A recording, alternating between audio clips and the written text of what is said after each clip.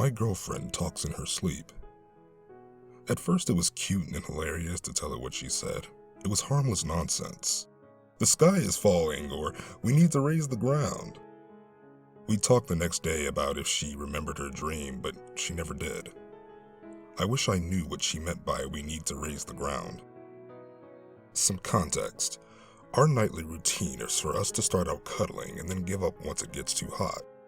Then we're usually both on our sides, back to back. She would fall asleep before I do, and so I would hear the full range of her nightly musings. Honestly, at first, I was eager to hear what she said. It was always funny to tell her and our friends what she would say while deep in the throes of REM. But now I'm done. I'd prefer she not talk anymore. How am I going to sleep after what happened last night? Last night, around 11 p.m., she was asleep and I was still up reading. Back to back, I hear her mumble something under her breath. I couldn't quite make out what she said, but I lean over from my book to peek at her face, and she's sleeping soundly. I return to my book, get absorbed back into its pages. At some point, I fall asleep. Next thing I know, I'm woken up by my girlfriend talking at full volume. I open my eyes, and at some point in the night, both of us have turned to lay face to face. My girlfriend's eyes are wide open.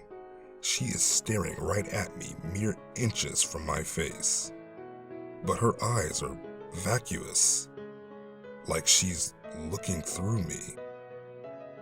These eyes, man, it's like she was straining to widen them as much as possible. Those are the eyes I fell in love with, and right now, they are scaring the absolute piss out of me. My heart rate skyrockets, and chock full of adrenaline, I throw off the covers and jump out of bed. Looking at her, her eyes follow me like a painting, but her body stays still. For 1 second, I decided that my book light was keeping her awake, and what she had said was, "Can you please turn that off?" Now, out of bed and looking at her, she's not right. Her body hasn't moved, but her eyes dart from looking at me to looking around the room. I dare to ask her, "Are you all right?" No response. Those eyes look at me when I speak, though. They are now deadlocked, looking right into my eyes. Her breathing hasn't changed. That is a sleep breathing for sure. That's when, while looking right at me, she says in a too deep voice, "Come back to bed, dearie." My girlfriend has never called me dearie before. We have pet names, sure, but they range from pumpkin, baby, to cupcake. Dearie sounds like something my grandmother would call me. I decided I'll get more information before I climb back into bed with a potentially possessed girlfriend. "Are you awake, sweetie?" No response. The eyes dart from me to the wall, to the door, and then the ceiling. I'm about to nope out of the room when her wide open eyes roll to the back of her head. The white from those eyes stand out in the dim radiance of the book light. No pupils in sight, she insists, "Of course I'm awake. Come back to bed," with a subtle tap of the fingers on the comforter. Looking at her fingers now, I'm starting to come around. She's never sleepwalked before. Surely she's awake now if she's moving her hands. But looking at her fingers, it's as though she's pretending to have control. They're all going in different directions, one finger pointing straight down and the others to the side. Those hands are not my girlfriend's hands.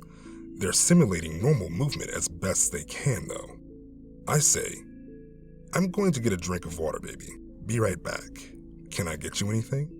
Fully planning to run out the house the moment I'm over the threshold. But my normally agreeable and sweet girlfriend decides I'm not allowed to leave. As serious as cancer, she says in that too deep horror voice, "Take one step out of that door, and I will rip out your throat and shit down your neck." Shocked, but understanding the importance of not letting the beast know I am in trouble, I reply. As interesting as a proposition like that is, I think I'm going to, and thinking quickly, I grab my water bottle from the nightstand. This doesn't please my girlfriend as she decides to start screaming and fingering her way towards me. It is a supernatural scream, so high-pitched and bird-like, I feel as though my neighbors 3 houses down are going to ask as if they heard that last night. As fast as I can muster, I unscrew the lid and douse her in water, like I knew what I was doing. Her eyes close, her garbled appendages normalize, and she's back asleep. I'm going to sleep on the couch for a while. Maybe forever. She'll understand when she's awake. My hands tremble over the keyboard and I may have a concussion, so please forgive any typos or brevity of my update. It is the morning after my typically amenable and kind-hearted girlfriend's body was possessed in sleep by some malicious entity. I've been distant this morning, so she knows something is amiss, but obviously still reeling from the experience. I can't tell her yet that she tried to rip out my throat and shit down my neck. You understand. I'm tired. Obviously, I didn't sleep last night, but I did stay up most of the night with all the lights on, feverishly clutching my water bottle in the living room. The demonic beast inside my girlfriend managed to creep its way back into control sometime soon after I exited the room and pinned it closed with a dining room chair. Given her eye movements and the activation delay, my theory is that the beast is allowed to control during REM. But what do I know? It spent most of the evening attempting to coax me back into the bedroom, this time with a pinch more emotional intelligence, calling out to me in what was as close to my girlfriend's normal voice as it could manage. "Come to bed, sweetie. Why are you sleeping on the couch again?" I decide I'm not going to validate this demon with a response. But moments later, the too deep, sinister voice is back. "If you don't open this door, I will slit the cat's throat." Fuck, I forgot about the cat. He's still in the bedroom, probably cowering in fear, hissing in the corner to no avail. My guess is that the cat is already dead, but what can I do? Let our beloved kitty get eaten alive by someone he trusts? I've seen enough horror movies to know that this is the moment I have to decide to do something dumb and heroic, or die on screen while everyone yells about how much of an idiot I am for opening the door. I may have a little more sympathy for those characters now. People thrust into impossible situations are forced to make impossible choices. Against my better judgment, I'm going to open the door and get the cat out of the room. I'm staring at the bedroom door now and notice something damp and muscly poking and prodding its way out from under the door. I point my phone's flashlight at it and realize it's my girlfriend's tongue. I catch myself experiencing an intrusive thought, wondering if she will want to know why her mouth is full of cat hair tomorrow. But this is perfect. I need to test out my new technique. A spray bottle full of sink water. I spray the tongue as it inchworms itself around the edge of the door, presumably looking for purchase on my human flesh. It immediately recoils and I hear the body inside collapse. Water is still a demon possession off switch. I decide and immediately tear the chair away from holding the door locked. I don't even have time to think about whether I have holy water on tap. I need to act fast.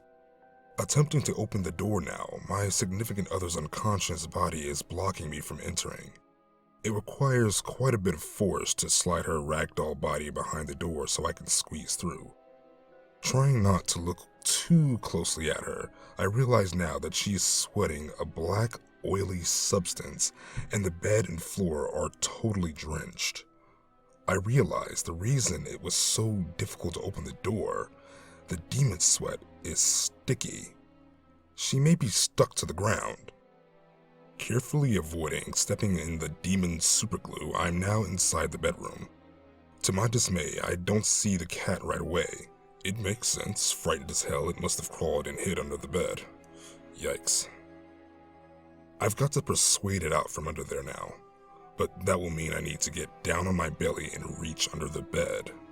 Realizing the absurdity of my situation, I have one hand pointing a spray bottle at my dead asleep girlfriend and one hand reaching under the bed to grab my cat. My eyes trained on my girlfriend, I reach blindly under the dark bed. I can feel its soft fur. I wrap my hand around it and attempt to bring it towards me. It wriggles free from my grasp with evidently zero intention of making this easy. It crawls deeper under the bed. Frustrated, I take my eyes off my girlfriend to look where it went. No sign of it. I make the call to put the spray bottle down and point my phone flashlight under the bed. It's too deep underneath for me to get it from this side. I'm going to need to go around to the other side to capture it. Pulling my head back out from underneath the bed, I realize my fatal error. My girlfriend has woken up. She's standing over me, a dark tower as I lay vulnerable on the ground beside the bed. Her teeth look sharper from this angle in my phone's flashlight. Why didn't I turn the bedroom light on? She is drooling that black oily glue. Her hair, normally a gorgeous brown, is so glossed with black paste that it has slicked itself into her head like she just got out of the shower. Her eyes are menacing, wide open, bloodshot, and yellow. She looks tired. I'm tired too, but it's time to go. The cat heroics can wait. Just as I'm about to scuttle an adrenaline-filled crawl around her legs and out the open door, she grabs both ankles with both of her arms. I remember her typically gentle touch is nowhere to be found in this grip as her nails dig shallow wounds into my legs. With inhuman strength, she begins raising my entire body weight by my legs, plainly in an attempt to start eating me alive from the toes up. Little does she know, I've never skipped leg day in my life. I kick my girlfriend square in her teeth with both feet. She drops me on my head, but I can't feel it. While she's stunned, I manage to get to my feet, carefully avoiding the preternatural spiderweb paste, and exit the room. Hands shaking, I adjust the chair to the correct angle just in time to hear agitated knocking on the other side. Baby, come back to bed. It's late. You're gonna be so tired at work tomorrow. All of that, and I didn't even get the damn cat out. And my spray bottle is still in there. What the hell am I gonna do now?